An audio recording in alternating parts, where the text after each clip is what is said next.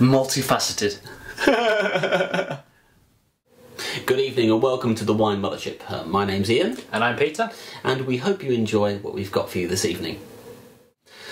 Peter, imagine a wine so delicious that the thought of not controlling the territory it's produced on drives you literally crazy. I'm sorry, Ian, my imagination doesn't stretch that far. Well, tonight we're going to be looking at a couple of wines from the region of Alsace, that oft-exchanged part of France.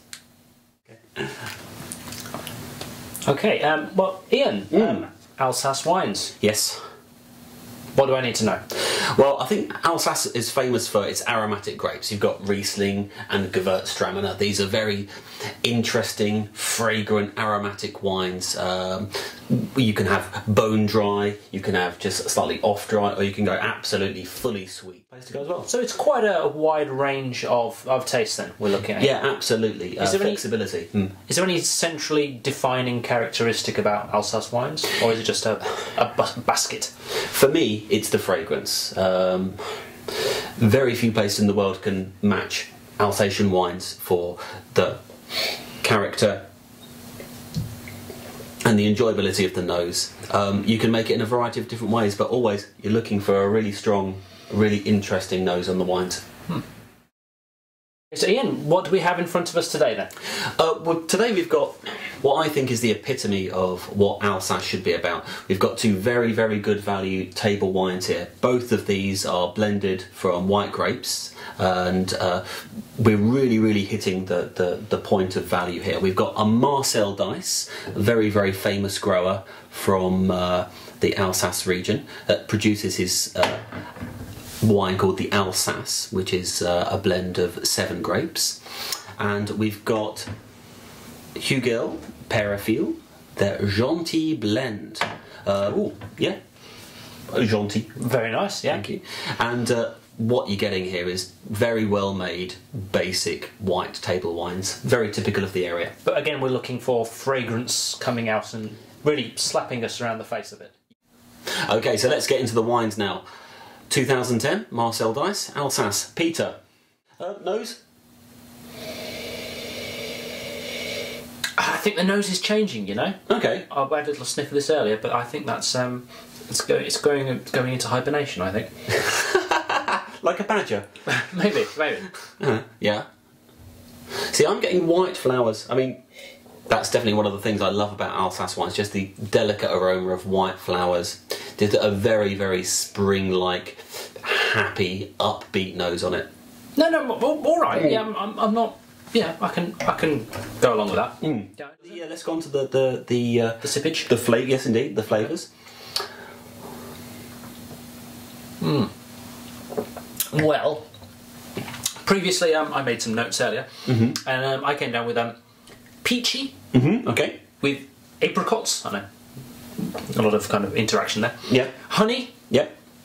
And a champagne tingle. Okay, it's interesting you mentioned champagne, because one of the interesting points about this wine is, even though it's a white wine, there's a red grape in it. Pinot Noir.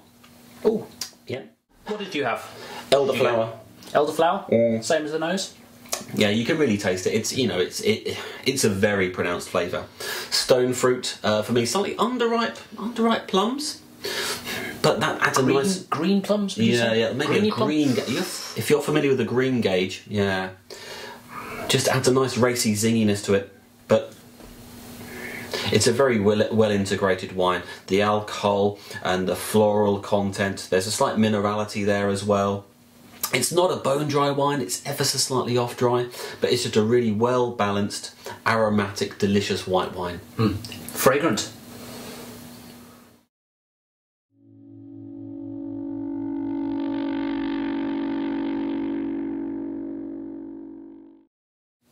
Now let's get on to the Gentil by Hugel.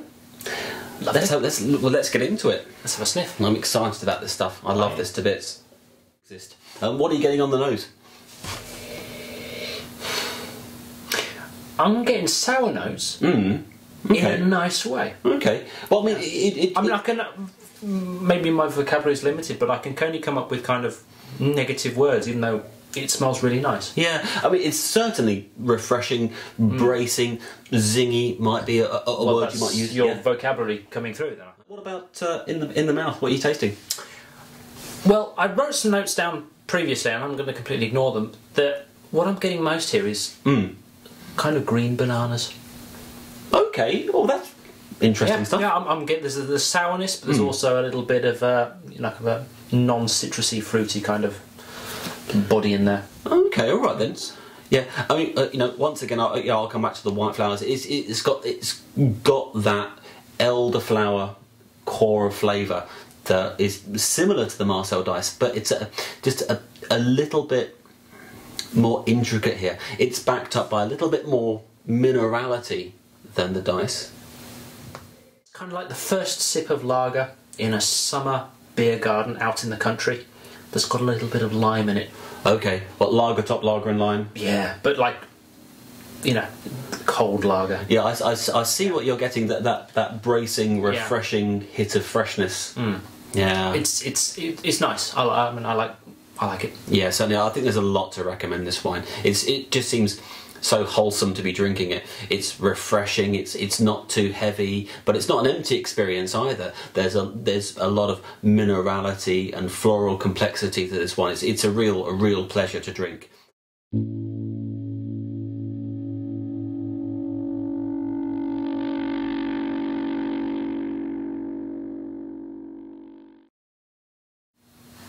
And now we're back with the shit wine review. As usual, Peter's got responsibility for this little corner. Peter, what have you dredged up this week? Right, well, strap yourself in. And today I've gone for a, again, this is a Japanese wine. Okay. This is Sankaboshizai Mutenka wine. So this is no anti-oxidizing agents wine. Right, okay. That's its selling point. So that would be no sulfites. No sulfites. Well, yeah. Okay, all right then. Okay. What can you tell us a little bit more? The maker this is from. It's distributed by Asahi Wine, a major drinks distributor in Japan. Mark of quality. It's made in Yamanashi-ken, Yamanashi Prefecture. Okay, cool. Kind of a bit further north from Tokyo. That's where the factory is. I'm not sure where the grapes are coming from, or even if there are grapes in this. But fingers crossed. Yeah, I mean they're on the label, so one can only hope. Yeah, it's okay. Right, okay. Go on, charge per glass. Little? Or well, no, go on. Give me a decent splash. Go on. Yeah. Go on. We've got to be fair about these things. Yeah, okay. Go on. It's not melting the glass, which is a good sign. Yeah, okay. To offer. Colour? Okay. Are we going to do this? Are we going to do the colour? It's a white wine. Okay, good. That's more than I'd expected. Okay. It's interesting you mentioned about these being Alsatian wines, because this does smell like a wet dog. Oh, it's not that bad. A wet hamster. A wet no, that's wet. That's a wet dog. Wet dog with a slight, I don't know, skin disorder. It's musty and it is wet. It tastes like wet fur. That's a little unkind. Actually. No. This is. I'm getting kind of. If you leave an apple out for an hour, okay, right, and then you go back to it and it's gone, like brown and stuff. It's a bit like a russet apple. Right, okay. Yeah, when you've done that. I mean, that's possibly the kindest thing I could say about this. It's nutty. Nutty. It is nutty. It's got a range, hasn't it? It's not vile. If you were forced at gunpoint to drink this, you wouldn't. No, yeah, I'd drink it. You wouldn't be pulling the trigger yourself. No, I'd probably load the weapon myself, though. Really? Yeah. No. I think you're being overly harsh on this one. No, it's there's hazelnut. There's hazelnut, but I don't want hazelnut in this wine. I don't want hazelnut in this wine. You should just take it away. Take away the hazelnut. Yeah. As a man who doesn't like hazelnuts. No, it's the shit wine review, and thank you very much for providing a shit wine. Okay, cheers. Thank you for watching the shit wine review. Okay, so let's shall we attach some scores to these ones? Absolutely, Are these things to quaff, or are they things to tip down the toilet? Well, quaff away. I'm really happy with both of these wines tonight. Let's have a think about some scores for the Deiss first of all. I think you kind of preferred this one, didn't you? I did, yes. Final thoughts? I mean, it's pretty. It's a close run thing. Yes, I mean certainly the Gentil. It's a more of a scaled down. It's smoother. There's less kind of crazy notes all over the place. Yeah. It is a nice wine. Yeah. It is a lovely wine. Right. However, the Deiss just has a little bit more. It's a bit more interesting. Out of 5, what would you give the Deiss? Okay, can I do them both together? Hang on, should we do the Deiss first? Okay, just the Deiss first. Okay, Deiss, I'm going to give it a 4. A 4? 4.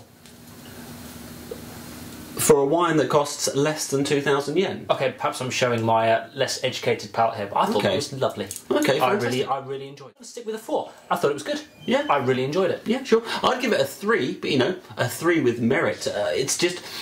It's just not quite what I want from an Alsace wine, just because the body is slightly too full in the mouth, and it's not quite as racy as I want from an Alsace wine. But still, I thoroughly enjoyed it. Give it a 3. Okay. Gentil? Gentil, again, as I said before, it's a little bit scaled back. It's some of the colours drained away from the Deiss, I feel, on this one. Although it's very nice and it's very balanced. Okay. Again, you said the little fruits and stuff, a bit less pronounced, but they're still good. Yeah. 3.5, I think. Okay. I mean, I'd agree with you. A 3.5 star rating for the Hugel Gentil. But you're putting your You're putting your 3.5 ahead of the 3 for the Deiss. That's correct. Okay, if I had to, if I could only have opened one bottle of wine tonight, it would have been the Gentil.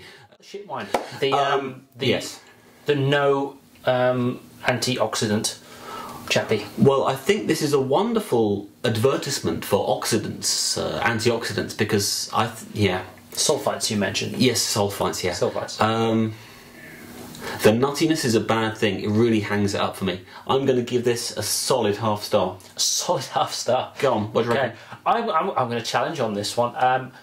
Granted, this is part of our shit wine review, but okay, it had redeeming qualities. I'm going to give it 1.5. I really am, and I'm happy. I'm going to stick to that. It's probably not identifiable as wine, but still drinkable. Yeah, well, I identified it as wine, so I gave it half a star. But you know, if you liked it, you liked it. I'm just identifying it as a drink that I would drink rather than kill myself. Okay, all right then. Well, fair enough. Anyway, I hope you enjoyed what we had for you tonight on the Wine Mothership. And remember, may the wine be with you, always.